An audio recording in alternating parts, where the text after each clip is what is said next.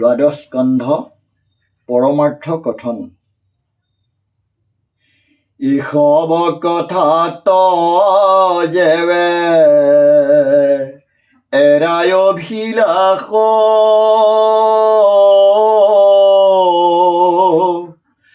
নহি পৰমাৰ্থ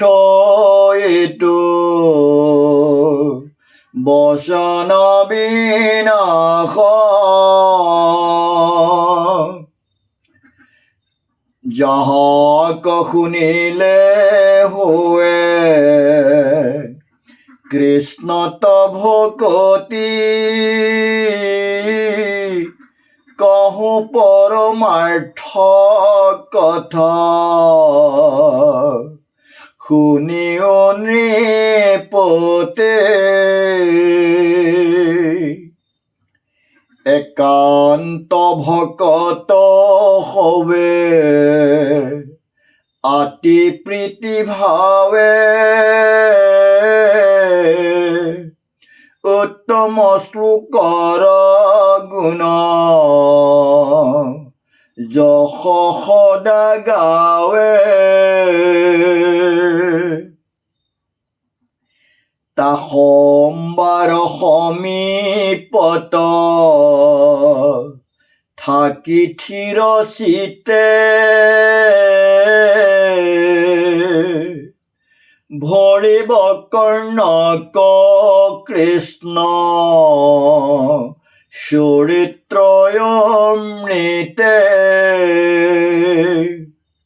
হে ৰাম প্ৰতিনিতে সততে শুনিয়া কৃষ্ণ যশ উপজীৱে তেবে সে কৃষ্ণত প্ৰেমৰ ৰস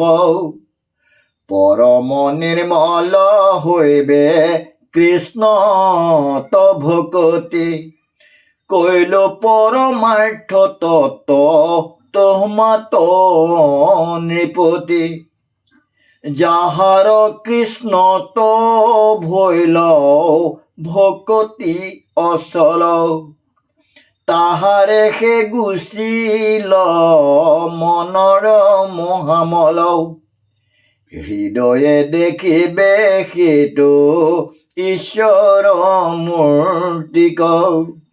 পাইবে ক প্ৰসাদ মহা